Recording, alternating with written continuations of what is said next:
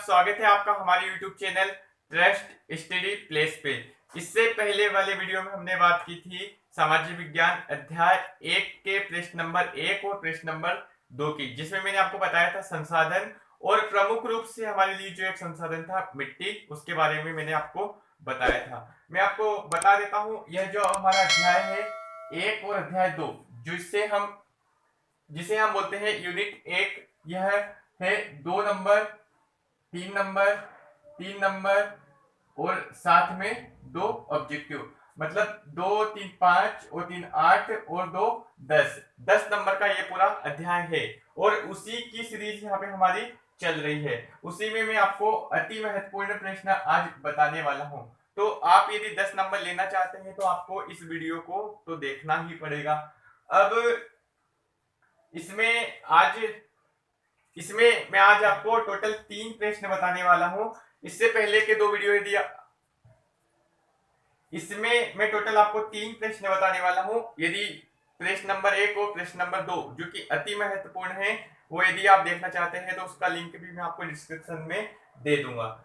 अब हम आज बात करेंगे जल संसाधन की। जल संसाधन के प्रमुख, ये प्रश्न नंबर 3 है जो कि काफी महत्वपूर्ण है। प्रश्न नंबर 3, जल संसाधन के प्रमुख स्रोत क्या है? जल संसाधन का मानव जीवन में क्या महत्व है? स्रोत मतलब समझ लीजिए, स्रोत मतलब कि जहां से हम कोई चीज प्राप्त कर सकते हैं या किस माध्यम से हम प्राप्त कर सकते हैं। तो जल के प्रमुख स्रोत है पृष्ठीय जल, भूमजल, वायुमंडलीय जल और महासागरीय जल। पृष्ठीय जल में प्रमुख रूप से नदी और तालाब। यदि हमें पृष्ठीय जल प्राप्त करना है तो हमारे पास प्रमुख स्रोत है नदी और तालाब। नदी तो दोस्तों आप सबने देखी है और तालाब भी देखा है, और हम इस पानी का भी काफी उपयोग करते हैं। अब भूमजल, भूमजल क्या होता है? ऐसा जल जो जमीन से हम लेते हैं, भूमि से हम लेते हैं। तो वर्षा के दौरान क्या होता है, पानी जमीन में इकट्ठा हो जाता है और जमीन में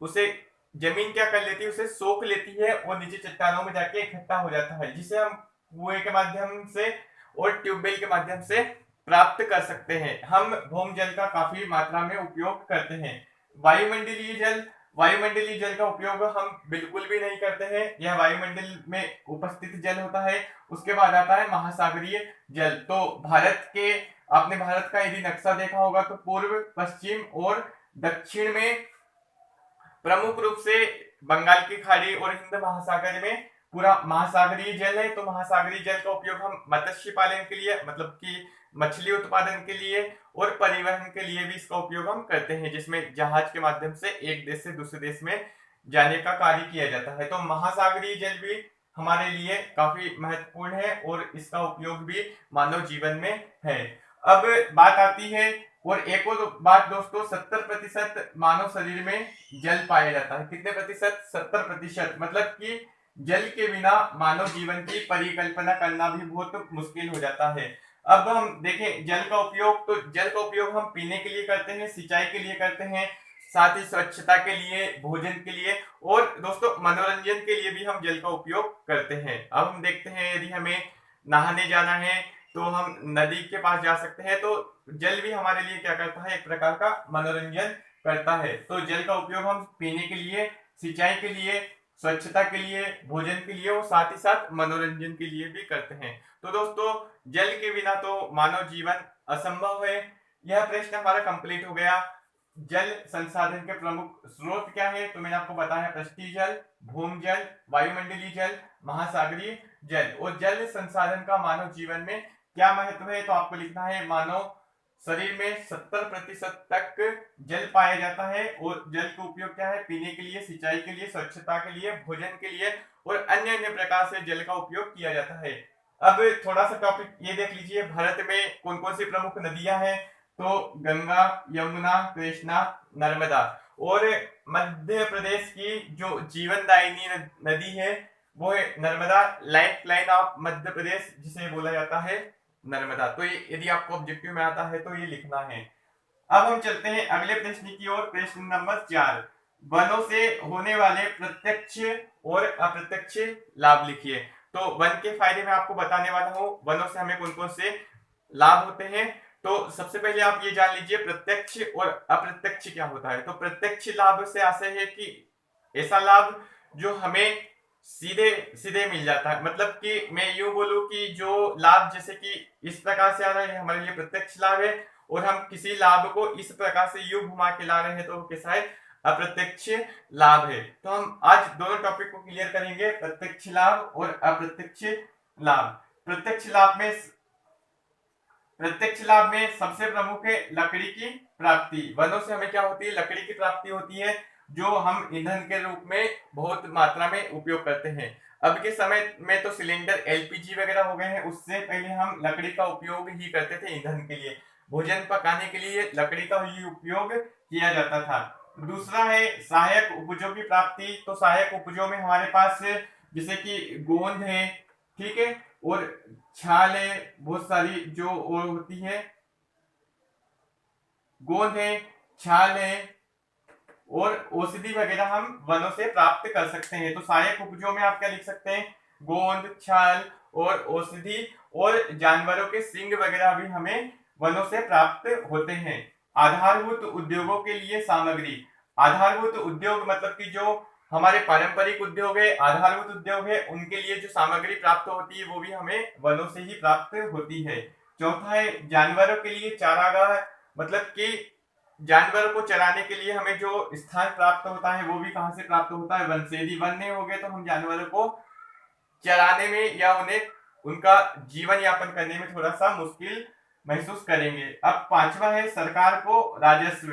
राजस्व से मतलब कि सरकार को जो इससे इनकम होती है वनों से, क्योंकि वनों की लकड़ी बेची जाती है, औषधि बेची जाती है, और जानवरों के जो प्रमुख अंग होते हैं, और वनों से कई प्रकार की ऐसी सामग्री है जिससे सरकार को राजस्व प्राप्त होता है। राजस्व मतलब कि पैसा, ठीक है, आप समझते होंगे।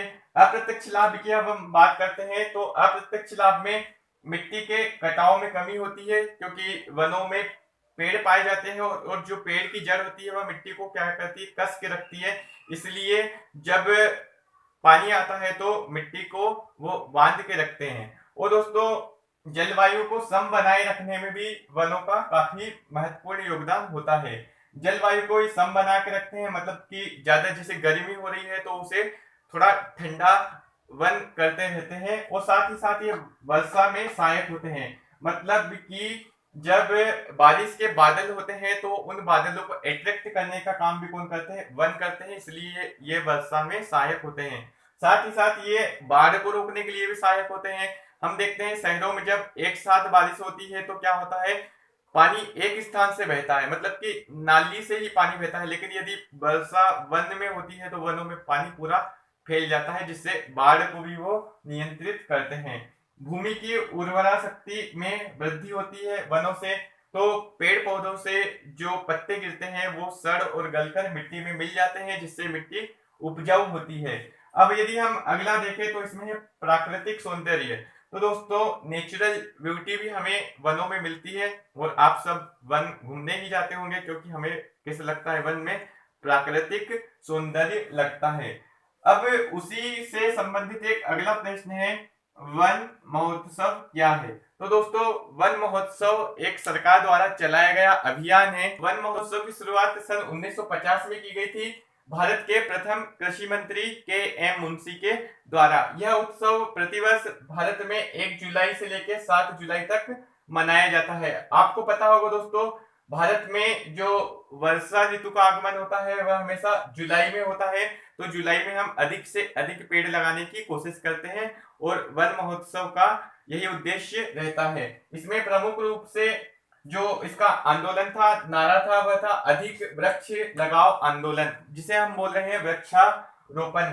तो और भी कई प्रकार के अभियान सरकार ने चलाए थे। तो आपको यदि आता है वन महोत्सव से आप क्या समझते हैं, या वन महोत्सव क्या है, यह परीक्षा में आया हुआ प्रश्न है, तो आपको लिख देना है कि इसकी शुरुआत सन 1950 को भारत के प्रथम कृषि मंत्री के एम मुंशी ने की थी, और यह उत्सव प्रतिवर्ष 1 जुलाई से लेकर 7 जुलाई तक मनाया जाता है, जिसके अंतर्गत अधिक वृक्ष लगाओ वृक्षारोपण को, जिसके अंतर्गत नारा दिया जाता है अधिक वृक्ष लगाओ वृक्षारोपण। तो वृक्ष लगाने का इसमें प्रमुख रूप से उद्देश्य रहता है और सरकार ने कई प्रकार की योजनाएं दोस्तों चलाई है वन को संरक्षित रखने के लिए, और कुछ महत्वपूर्ण कदम भी सरकार ने इसके लिए उठाए हैं। तो दोस्तों 3 प्रश्न हमारे पास आज। जल संसाधन के प्रमुख स्रोत क्या है, जल संसाधन का मानव जीवन में क्या महत्व है, और अगला प्रश्न है वनों से होने वाले प्रत्यक्ष और अप्रत्यक्ष लाभ लिखिए, और अगला प्रश्न उससे आगे वन महोत्सव क्या है। दोस्तों मैंने तीनों प्रश्न आपको बहुत ही आसान तरीके से बताए हैं। अब जो इसके बाद वाला वीडियो आएगा उसमें मैं आपको बताने वाला हूँ अध्याय 2, जिसमें मैं कुल आपको 5 प्रश्न बताने वाला हूँ। इस अध्याय से मैंने आपको 5 बताए हैं और अध्याय 2 से भी आपको 5 प्रश्न बताऊंगा, मतलब कि टोटल होंगे आपके 10 प्रश्न। 10 में से आपको 1 2 3, तो 3 प्रश्न तो यहाँ से 101% आना है, और आपके नंबर कितने कंप्लीट हो रहे हैं, 3 और 3 6 और 2 8, और साथ ही यहाँ से 2 प्रश्न ऑब्जेक्टिव भी कंप्लीट होंगे, तो आपको 10 नंबर आसान तरीके से यहाँ से प्राप्त कर सकते हैं। तो दोस्तों वीडियो के साथ बने रहिएगा, वीडियो को लाइक कीजिए और चैनल को सब्सक्राइब कीजिए। Thank you friends.